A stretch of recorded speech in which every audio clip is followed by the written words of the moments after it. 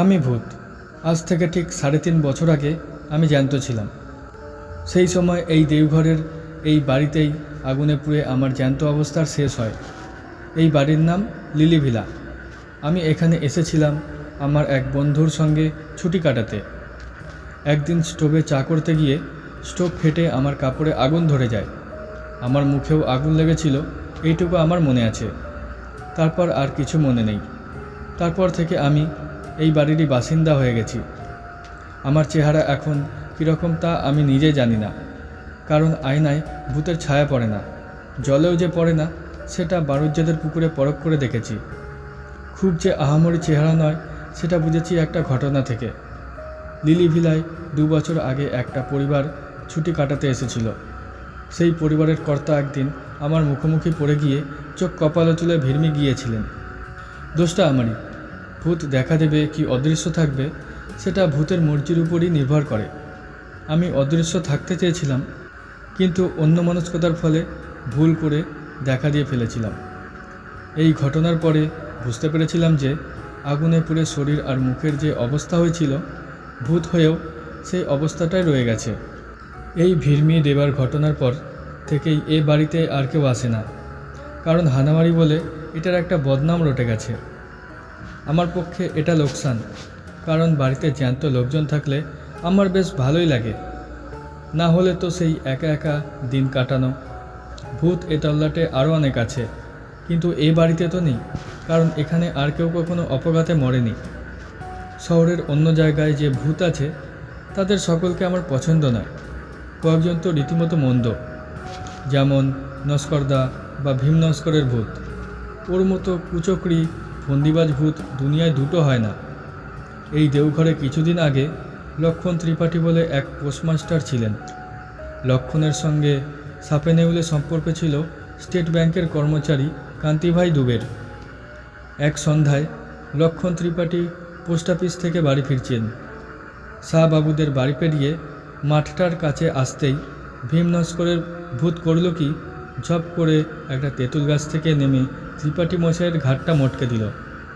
তারপর সে কি হই হুল্লোড়, থানা, দারোগা, কোর্ট কাছারি, মামলা মোকদ্দমা, সবশেষে ফাঁসি পর্যন্ত।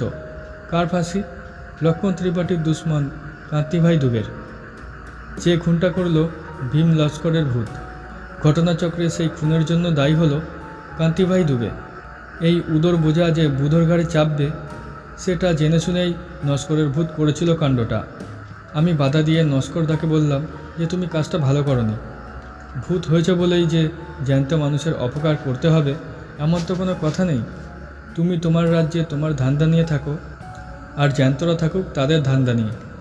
দুই জগতে ঠোকাঠুকি হলেই তো অনাথ সৃষ্টি। আমি নিজে সজ্ঞানে কোনো জ্যান্ত মানুষের অনিষ্ট করতে যাইনি। বিশেষ করে যেদিন থেকে বুঝেছি যে আমার চেহারাটা মানুষের মনে আতঙ্ক জাগায়, সেদিন থেকে আমি একদম সাবধান। লিলি ভিলার পিছনে আম কাঁঠাল বনের একপাশে একটা পুরনো ভাঙা মালির ঘর আছে। সেইখানেই আমি পড়ে থাকি বেশিরভাগটা সময়। অবশ্যই লিলি ভিলা এখন অনেক দিন থেকেই খালি, কিন্তু কাছেই চৌধুরী বাড়ি থেকে ছেলেরা এখানে লুকোচুরি খেলতে আসে। আশ্চর্য, এই ছেলেগুলোর একদম ভূতের ভয় নেই, কিংবা হয়তো ভূত আছে জেনেই তারা এখানে আসে। যাই হোক, সেই সময়টা আমাকে একদম অদৃশ্য থাকতে হয়। বড়রাই যদি আমাকে দেখে ভিড়মি খায় তাহলে ছোটদের কি অবস্থা হবে ভাবো তো। না, ওসবের মধ্যে আমি নেই। তবে এটাও ঠিক যে ভূতদের একা একা লাগে। আমারই একটা গলতির জন্য লিলি ভিলা এখন হানামারি, তাই এখানে কেউ এসে থাকতে চায় না। আর আমিও জ্যান্ত মানুষের গলার আওয়াজ, তাদের চলাফেরা, কাজকর্ম, হাসি তামাশার শব্দ কিছুই পাই না। তাই মনটা এক সময় হুহু করে ওঠে। জ্যান্তরা যদি জানতো যে ভূতেরা তাদের সান্নিধ্য কত পছন্দ করে, তাহলে কি তারা ভূতকে এত ভয় পেত? কখনোই না। কিন্তু লিলি ভিলাতেও শেষ পর্যন্ত লোক এসে হাজির হলো। একদিন সকালে একটা সাইকেল রিক্সার হর্ন শুনে ঘর থেকে গলা বাড়িয়ে দেখি রিক্সা থেকে মাল নামছে। কজন লোক? 2 জন, একজন বাবু আর একটি চাকর। তাই সই, বেশি লোকের দরকার নেই আমার। নাই মামার চেয়ে কানা মামা ভালো। ভূতরা দূর থেকেই খুব স্পষ্ট দেখতে পায়, তাই বলছি বাবুটির বয়স বছর 50-এর কাছাকাছি, বেটে, মাথায় টাক, খোঁচা খোঁচা গোপ, ঘন ভুরু আর ভ্রুকুটি করা চোখ। বাড়িতে ঢুকেই চাকরটিকে বাবু বললেন, সব দেখে শুনে বুঝে নাও, আধ ঘন্টার মধ্যে আমার চা চাই, তারপর আমি কাজে বসবো। এই কথাগুলো অবশ্যই আমি মালির ঘর থেকেই শুনতে পেলাম। আমরা যেমন দেখি বেশি, তেমনই শুনিও বেশি। আমাদের চোখ কান দুটোই যেন দূরবীনের মতো কাজ করে। চাকর আধ ঘন্টার মধ্যেই বাবুকে চা বিস্কুট এনে দিল। বাবু তখন বাগানের দিকের ঘরটার তার বাক্স খুলে জিনিসপত্র বার করে গুছিয়ে রাখছেন। জানালার সামনে একটা টেবিল চেয়ার, তার উপর দোয়াত কলম কাগজ সব রাখা হয়েছে। ইনি তাহলে লেখক? খুব নামকরা লেখক কি? হ্যাঁ, তাই। ভদ্রলোক আসার ঘণ্টাখানেকের মধ্যেই দেওঘরের জনাস্টেক বাঙালি এসে হাজির হলো লিলি ভিলাতে। তখনই জানলাম ভদ্রলোকের নাম নারায়ণ শর্মা। আসল নাম না ছদ্মনাম তা জানি না, তবে এই নামেই সকলে তাকে ডাকে। বাঙালির দল নারায়ণবাবুকে দেওঘরে পেয়ে কৃতার্থ। এত বড় একজন কাউকে তো সবসময় পাওয়া যায় না। তাই যদি ভদ্রলোকের আপত্তি না থাকে, তাহলে এখানকার সকলে তাকে একদিন সম্বর্ধনা জানাতে ইচ্ছুক। নারায়ণ শর্মা লোকটি দেখলাম বেশ কড়া। বললেন, এখানে নিরিবিলিতে কাজ করতে পারবো বলে কলকাতা ছেড়ে এলাম, আর আসা মাত্র আপনারা এসে সম্বর্ধনার জন্য পিড়াপিড়ি করছেন। এই কথায় অবশ্যই সকলেই একটু কাচুমুচু ভাব করলেন। তাতে আবার নারায়ণ শর্মা নিজেই নরম হয়ে বললেন, বেশ, আমাকে দিন পাঁচেক একটু নির্ঝঞ্ঝাটে কাজ করতে দিন, তারপর হবেক্ষণ সংবর্ধনা। বেশি বিব্রত করলে কিন্তু আমি আবার তল্পিতল্পা গুটিয়ে কলকাতা ফিরে যাব। এই সময় ঘোষবাড়ির কর্তা নিতাইবাবু হঠাৎ একটা প্রশ্ন করে বসলেন, যেটা আমার মোটেই ভালো লাগলো না। তিনি বললেন, এখানে এত বাড়ি থাকতে আপনি লিলিভিলায় এসে উঠলেন কেন? নারায়ণবাবুর মুখে এই প্রথম হাসির রেখা ফুটে উঠল। তিনি বললেন, হানাবাড়ি বলে বলছেন তো, তা ভূত যদি আসে তাহলে তো ভালোই, একজন সঙ্গী পাওয়া যাবে। আপনি বোধহয় আমাদের কথাটা সিরিয়াসলি নিচ্ছেন না, বললেন হারু তালুকদার। কলকাতার এক ডাক্তার এখানে সপরিবারে এসেছিলেন। ভদ্রলোক নিজের চোখে দেখেছিলেন ভূত, আর সে কি বীভৎস ব্যাপার। প্রায় 15 মিনিট পরে জ্ঞান ফেরে ভদ্রলোকের। এখানে ভালো ডাকবাংলো আছে, ম্যানেজার আপনার খুব ভক্ত, বললে উনি নিজে সব ব্যবস্থা করে দেবেন। আপনি লীলেভিলা ছাড়ুন। এইবার নারায়ণ শর্মা একটু অদ্ভুত কথা বললেন। আপনারা বোধহয় জানেন না যে প্রেততত্ত্ব সম্বন্ধে আমি যতটা জানি ততটা খুব কম লোকেই জানে। আমার এখানকার লেখার বিষয় হচ্ছে ওই প্রেততত্ত্ব। সেই ডাক্তারের অবস্থায় আমাকে কোনোদিন পড়তে হবে না, এটা আমি জোর দিয়ে বলতে পারি। তিনি ভূতের বিরুদ্ধে কোনো প্রিকশন নেননি, কোনো ব্যবস্থা করেননি। আমি সেটা নেব এবং করব। ভূত আমার কিছু করতে পারবে না। আপনারা সদুদ্দেশ্য নিয়েই উপদেশ দিতে এসেছেন তা জানি, কিন্তু আমি এই লিলিভিলাতে থেকেই কাজ করতে চাই। এ বাড়িতে আমি ছেলে বয়সে এসেছি, তখনকার অনেক স্মৃতি আমার এই বাড়ির সঙ্গে জড়িয়ে আছে। ভূতের বিরুদ্ধে ব্যবস্থার কথাটা আমি এই প্রথম শুনলাম। কথাটা ভালো লাগলো না। আর প্রেততত্ত্ব, ভূত নিয়েও তত্ত্ব হয় নাকি? এসব কি বলছেন নারায়ণ শর্মা? অবশ্যই এখন এসব ভেবে কোনো লাভ নেই। রাতটা আসুক, আপনা থেকেই সব প্রশ্নের উত্তর মিলবে বলে আমার বিশ্বাস। তবে এই ব্যবস্থার কথাটা শুনে অবধি আমার মন বলছিল যে খবরটা একবার অন্তত মজা দেখার জন্য ভীম নস্করকে জানানো উচিত। সে জ্যান্ত মানুষের ঘাড় মটকাবার কায়দা রপ্ত করেছে। না জানি সে এ খবর শুনে কি বলবে। বেলা যতই বাড়তে লাগলো ততই আমার ছটপটানিও বেড়ে চলল।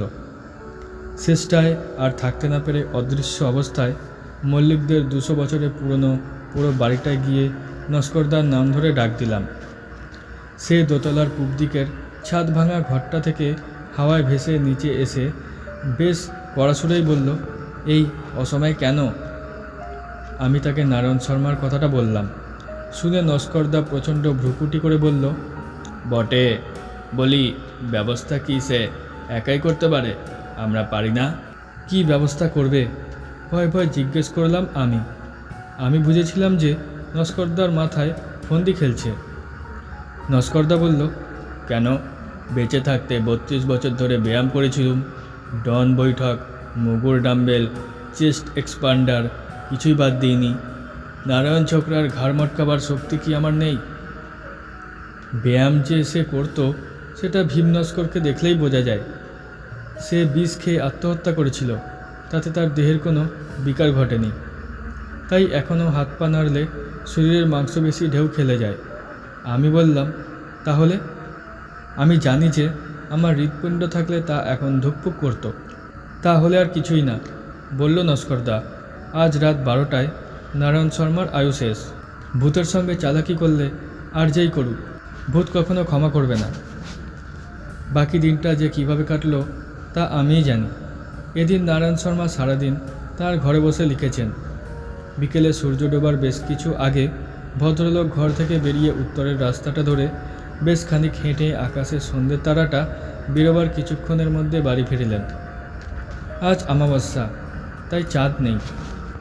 আমি আমার ডেরা থেকে সবই লক্ষ্য করে যাচ্ছি।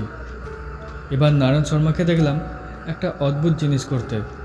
সুটকেস খুলে একটা থলে বার করে তার থেকে একটা গুঁড়ো জিনিসের এক মুঠো নিয়ে একটা ধুনুচির মধ্যে ছড়িয়ে দিয়ে তাতে আগুন দিয়ে ধুনুচিটা ঘরের দরজার চৌকাঠের বাইরে রেখে দিলেন। সেই ধুনুচি থেকে গলগল করে ধোঁয়া উঠতে লাগলো, আর দক্ষিণের হাওয়া সেই ধোঁয়াকে সোজা এনে ফেললো আমার ডেরায়। বাপ রে, এ কী ব্যবস্থা!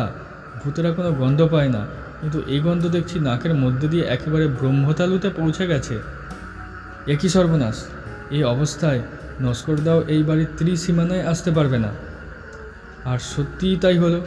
মাঝরাত্রির নাগাদ আমার ঘরের পিছনের পাঁচিলের ওদিক থেকে চাপা গোঙানি শুনলাম, সুধন্য, ও সুধন্য। সুধন্য আমার নাম।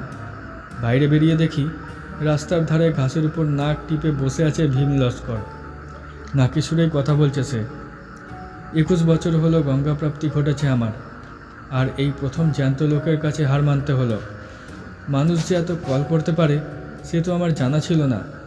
ও লোকটা পড়াশোনা করে নস্করদা, ও অনেক কিছু জানে। ওহ হো, এমন একটা লোকের ঘাড় মটকাতে পারলে কী সুখ হতো বলো দেখিনি। সে যে আর হবার নয় সে তো বুঝতেই পারছো। তা পারছি, আজ আসি, এ এক নতুন অভিজ্ঞতা হলো বটে। নস্করদা চলে গেল, আর আমিও নিজের ঘরে ফিরে এলাম। আর তারপরেই বুঝতে পারলাম যে আমার ঘুম পাচ্ছে। ভূতের চোখে ঘুম, এই যে অভাবনীয়, অবিশ্বাস্য ব্যাপার। কিন্তু তাহলে কি হবে? ওই ধোঁয়াতে এমন জিনিস আছে যে ভূতকেও ঘুম পাড়ায়, অথচ রাতই হলো ভূতের চলে বেড়াবার সময়। আমি আর থাকতে পারলাম না। একটা ঝিম ধরা অবস্থায় ঘরের মেঝেতে শুয়ে পড়লাম। ঘুম ভাঙলো একটা গলার শব্দে। সময়টা সকাল। আমি ধরপড়িয়ে উঠে বসলাম। বসেই সামনে তাকিয়ে চক্ষু স্থির। ইনি যে নারায়ণ শর্মা সেটা বুঝতে পারছি, কিন্তু এর এমন দশা হলো কি করে? নারায়ণ শর্মাই আমাকে প্রশ্নের জবাব দিলেন। চাকরটা ঘুম থেকে ওঠেনি দেখে স্টোভ জ্বালিয়ে চা করতে গেলুম। স্টোভটা বাস্ট করে। ওরা বোধ হয় ওদিকে আমার মৃতদেহ সৎকারের ব্যবস্থা করছে। আমি একটা ডেরা খুঁজছিলাম, তখন এ ঘরটা দেখতে পাই। এখানে আরেকজনের ঠাঁই হবে কি? আমি অত্যন্ত খুশি হয়ে বললাম, নিশ্চয়ই হবে। যাক, দুই মুখ পোড়ার জমবে ভালো।